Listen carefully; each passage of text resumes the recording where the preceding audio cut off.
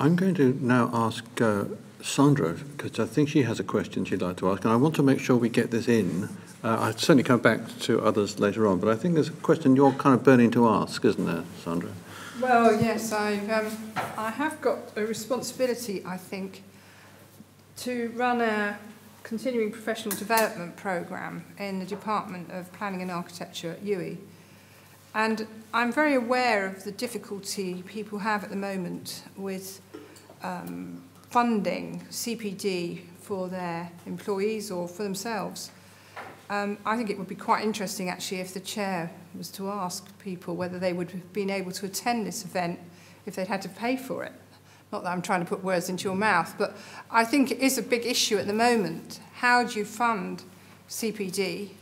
And if you can't do very many things, where should you put your priorities in terms of trying to make sure that people have the right skills? Because it's one thing training students and making sure they're all up to speed, but what about all the people out there who didn't have that as part of their education as architects or planners or other built environment professionals? How are we going to make sure they have the right skills? So I'd be really interested in your thoughts on how we might fund that kind of CPD, and also where should the priorities lie for the curriculum for those types of courses?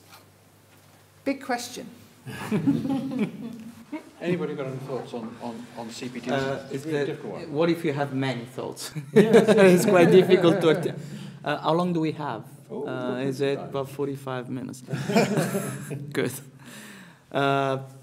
That's quite an interesting question, and I guess it touches a key aspect, especially now in UK, where we are facing the highest increase in fees since quite a long time, I guess.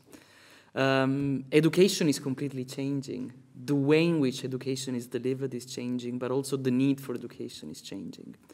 And also education is becoming more scattered. It is going to be configured in a less traditional way of the degree and after the degree moving into practice, even because with the number of international students that we have, with the number of students actually based in the workplace, with the number of part-time students that we have at all the different levels, undergraduate, postgraduate, graduate and postgraduate level, I think that the way in which education, higher education institution and professional bodies actually address the question of continuing professional development is key to make sure that the advances in terms of the needs that we have to respond to for the low-carbon agenda gets into the practice of architecture. There are two different things, I guess, that we should consider. I was referring before to a bottom-up approach rather than a top-down. I think that one of the first things that we have to deal with in terms of education is educating the user, educating the general public. Make sure that the general public is aware of the way in which we are moving our educational system in order to meet the low-carbon agenda. So disseminate information, disseminate knowledge, disseminate awareness, and I would say disseminate responsibility. So this is actually one of the first commitments that we should have, make sure that we are able to target the general public. But then the other aspect is, as I was saying, now education is becoming more scattered, and we should find a way, working together with professional bodies, of delivering education to people that are actually based in the workplace, and that could not have the time or afford, quite simply as that, putting into economic and monetary term, the time that it takes to gain a qualification and a degree. I was just considering before that to become a qualified architect, you need at least 7 years of full-time study. And it was estimated it's about £100,000 of investment. With the fee structure of before, with the new fee structure, it's going to be much more than that. And also we should consider that architecture and engineering are by far the most expensive degree in terms of what a student needs just for his own course. One of the potential promises that we have in there, or potential opportunities, is advances in technology. As part of the European project I'm coordinating on environmental design in professional, with professional and with practice. We are exploring e-learning and virtual learning environments as one of the potential strategies that we can put in place.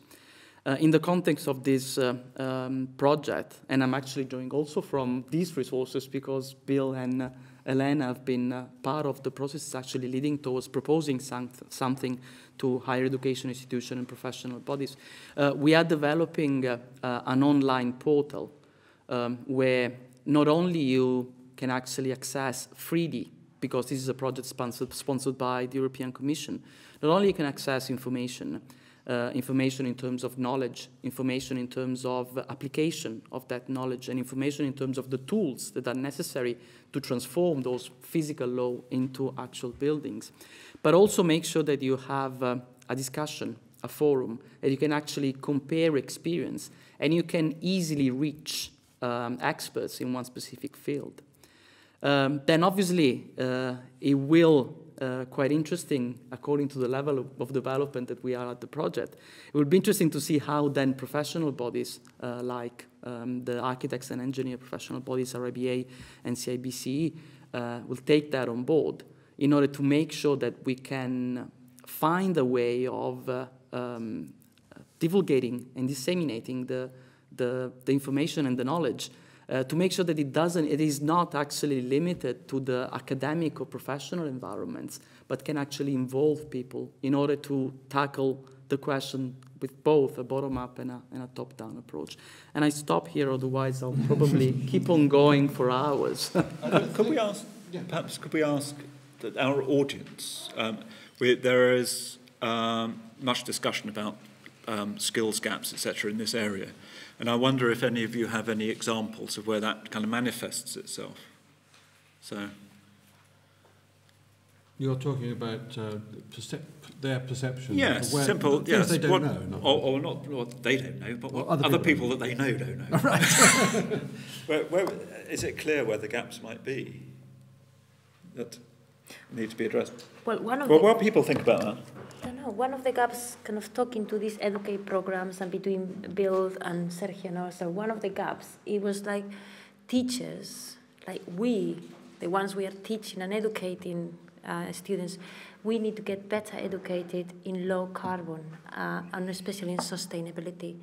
And because we have there's people who's been here for 30 years, they're set on their ways, but there is also people who comes in a kind of hourly basis. There's people from practice coming in, and all those people needs a training on those skills, because you are someone, and everybody knows about sustainability. My grandmother knows about sustainability.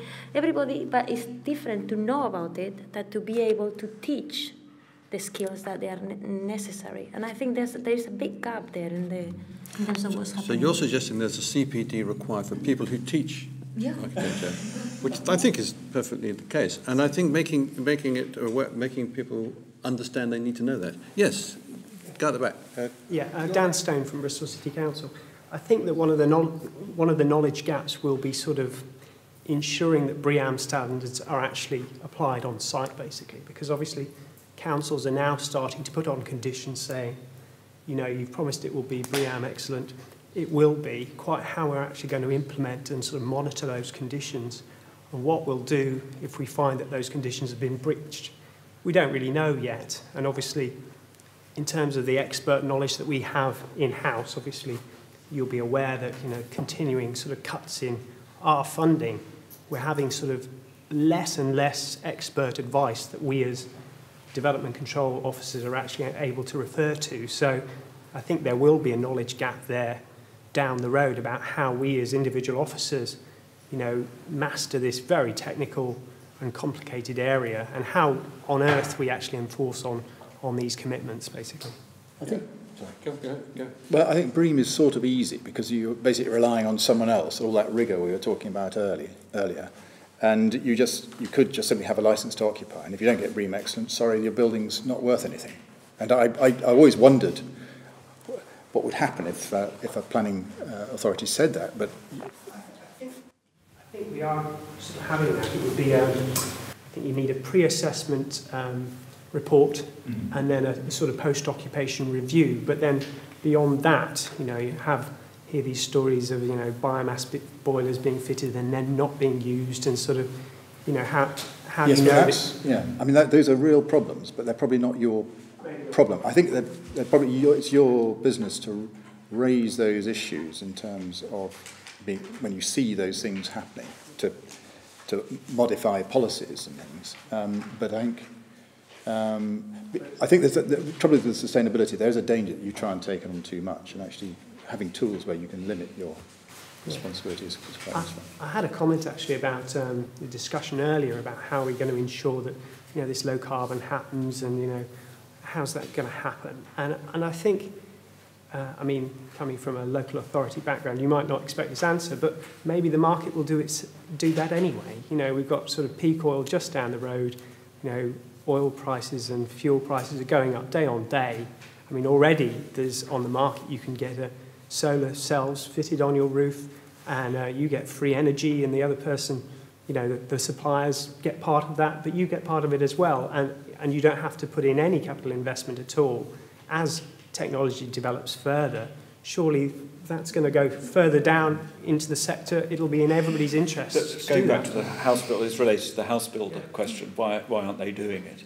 Well, they claim, in the certain reports that I've read, they claim that actually there's no demand. That people aren't prepared to pay the small additional for an energy efficient home. It doesn't come into their analysis of the market. But, as you say, if prices go that way in terms of energy cost, maybe it will begin to become part. I mean, none of this is going to happen unless energy matters. Yeah. And either because it runs out or because it gets Because expensive. I mean, actually, we all need to be in fuel poverty. This idea that no one's in fuel poverty is a really... I mean, politically, it's exactly the right thing to say, but it's absurd. You know, if it's cheap or free, we'll just use it. I think there's a very interesting graph that people show of peak oil, and they show that over the last century, since about the year my father was born, it goes up and it peaks now and it goes down to a point at the end of the century. I think the interesting thing about that graph is that when it was going up, people didn't have expectations of comfort and all the things that those things bring. When it's going down the other side, people are always moving to a situation of comfort and certainty. It's a different, uncertain situation. It's not like you're giving them something new or taking something away from them. And that is going to be where the real difficulties happen, I think. Fuel poverty, various other aspects of political unrest almost are likely to happen. I was talking to Bill a few weeks back, and I was saying to him, coming to UWE from Bath, it's still cheaper for me to do it by car than by train. And that's even taking into consideration the maintenance of the car, the fuel and the insurance and everything is still cheaper. Can I make a point about that? Because I think the railway companies are comparable here. I travel sometimes from Newport to Cardiff, and it's a third of the price of travelling from Newport to Bristol, which is essentially the same distance. And they do that because they know how much it costs you to buy a ticket on the bridge. Can I go back to Sandra's question, though? Because I think you were talking about funding, weren't you? How you fund CPD is part of your question. And it seems to me that in terms of CPD, there's not many sources of potential funding. There's the individual who might want to pay for something for themselves to make themselves more employable, or perhaps even to get back into the employment market, having been out of it. And the other organisation that might potentially pay is your employer, if you're in employment. And I just wonder if this is a question that maybe you are suggesting I asked the audience, was to what extent do your employers support CPD, and to what extent is it seen to be your business? Can I just say something to respond to there, actually? My employer would want to see that the CPD was adding value. That is the key thing. So I need to be able to demonstrate value. In order to do that, I need whoever's ever running the CPD seminar to demonstrate to me what value it can bring. So, I mean, I think that's the key driver for my employer making a decision. So that probably rests back, again, with you guys, whoever's devising the CPD training seminar. What do you think would demonstrate? Is it that something about, obviously, experience of what has happened before? Yeah. Maybe are certificates and qualifications and those kind of things important in that? Yeah, I mean, the organisation would look for you to become as professional as possible. In order to do that, it means accreditation, certifications, etc. But I think in the long term, they want to see that I can either generate a fee or additional income through the benefits of attending a CPD seminar. Either it's going to benefit in terms of responding to opportunities, showing that we are capable of providing the expertise and that we can demonstrate our experience, or obviously additional revenue through additional service streams that can be gained from CPDs like this. So, and that's the key driver. for my organisation. Any other comments about that from the audience? Well, can I just say something, because I guess that's quite a key aspect, because really a CPD should be targeting the acquisition of skills that then are immediately expendable on the market, in your case, in your profession. But most of the time, it's actually quite interesting. I was discussing before over lunch. CPD are considered as sort of a general, broad and wide-ranging level. Well, I guess if we could guarantee a sort of a more capillary distribution of the CPD and the skills that are delivered in that, it would also be interesting to have CPD courses where you basically mix-match users. So you have professionals, educators, and students at the same time. And that could actually become something that could be self-sustaining in a sense, and could actually sort of... I think potentially also bring, the key there is maybe bringing industry in, so bringing suppliers, contractors into that scenario as well, giving them a platform to maybe cross-sell their capability. But I think industry, when you're talking about renewables and products being developed, every week, every month, providing them with a platform, a combined platform, which is an educational platform, is a great idea. And they're doing it through likes of places like Bicton at Earth, which is generated down there, which is a showcase of technologies, but also using it as an educational facility to run seminars and exhibitions. So, and I think, something like that for UWE would be a great benefit. Isn't there, certainly, when I was in practice, that fuzzy boundary, though, sometimes between a sales pitch and a conversation about engineering principles, that's something, I'm not here to be, I paid for this, I don't want to be an hour-long advert. Yeah. But can I be cynical with the whole thing? No, we're not allowed to be. Anyone wants to go. You said it's quite right. It's like, and with cuts coming in, people kind of having more difficulties with their job situation and all that. I think we are going to find it very difficult to have CPDs within the country. It's like when I was looking at the prices, the RIBA or kind of tells you for a CPD event, £500. If you have to kind of, for a day, you have to put it out of your own pocket, it's something you say, well, probably not. But it's quite funny because in the few things I've been now, RIBA, RTPI, the last few meetings I've had of them, they talk global. They start talking RIBA global, RTPI global. I was thinking, what are they doing? It's like they are looking for money markets. They are looking for all this kind of, they are saying, well, we are not going, they are doing cuts and they are doing all that. So they are looking for people like Singapore or Sri Lanka or kind of places where there are money, and because they consider the type of education that we have in terms of getting a BSc, an MA, or a CPD course, they are looking for getting those qualifications that they don't have in their own countries, and they are paying vast amount of monies.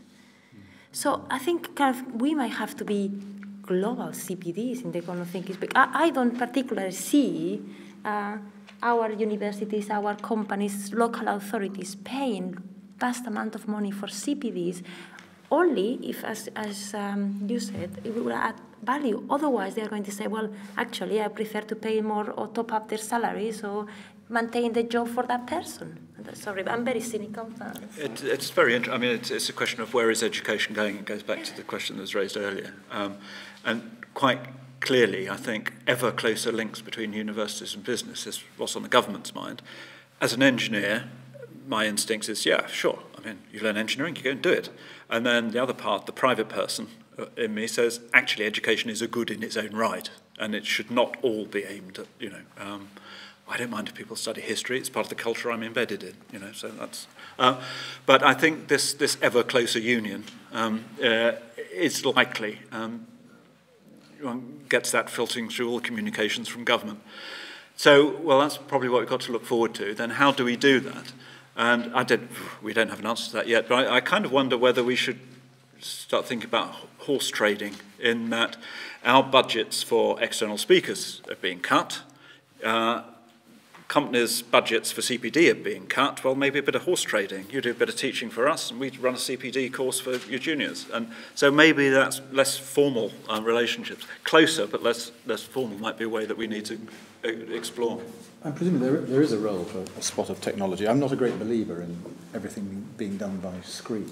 And I think that's an interesting area. Because in a perfect world, if someone gave a really good talk about something deeply interesting that would add huge amounts of value, and it was recorded, and you were able to get at it when you wanted, that would be a pretty good way of doing it. But would people do that? Or do you actually need to gather in some sort of group and look at these? That's slightly sinister. Well, I think the evidence, isn't it? People have been saying almost as long as I can remember that offices are going to die and people are going to not work in offices, they're going to work at home. But in fact, the act of going to the office and meeting people and being there is an important part of creativity of any kind of business, isn't it? So I'm absolutely convinced that people are going to want to keep on going to education and meet and do things together. Well, or do you just have a corner of the pub, the architecture corner? The pub, that's an RIBA goal. As long as there's free beer. Yeah. Okay, just finally on CPD, the one thing that the role of professional bodies has been mentioned, and I've been involved in RIBA discussions of CPD for at least 2 decades, probably 3, and there's always been this kind of difficult relationship between the professional body and CPD. On the one hand, the profession says we want all our people to maintain their standards, but we don't want to frighten the horses so they leave. So you have to be careful about how you pitch that. One of the things the RIBA did a few years ago was to invent a core curriculum for CPD, and I'm not sure that's a very helpful thing to do. It really forces you to down to particular roads. What you're frightened of all the time is that you might be one of the 5% of people who are asked each year to report, and that is a problematic area. So I'm for actually a much more individual CPD program where you make up your own program, but you perhaps have to demonstrate that you're doing something. But the idea that you should have a core curriculum, I think, is actually rather dangerous and difficult. I mean, is it worth taking a straw poll? I mean, who would sit in front of a screen instead of EastEnders? Or maybe one shouldn't compete. I mean, and time out of the office day. I mean, again, it's not something I guess one should encourage, but architects never know when they're working or playing. And so doing this sort of stuff in the evenings, is that something that people would leap at? But think appalling idea? I guess what we have to consider is that the way in which we transfer knowledge is completely changing. It's completely changing. I can have a computational fluid dynamic example here for £1.15, and it works. And I just do it on my iPad, and I can get Give it to me. The concept. I'll show it. I cannot say the name because this is recorded, and it will be obviously publicity. But I will show you later. I guess that the other aspect that we have to consider, and that is actually becoming quite an important one, other than the form of CPD, is lifelong learning, and actually how much people in practice are actually engaging with lifelong learning. So trying to, other than by the form of CPD accredited course, try to engage with their profession and gain further understanding that can then obviously be sellable on the marketplace. And I guess that there was mentioned before by the representative of the City Council, the issue of post-occupancy and the issue of how much we can learn from what we have done before.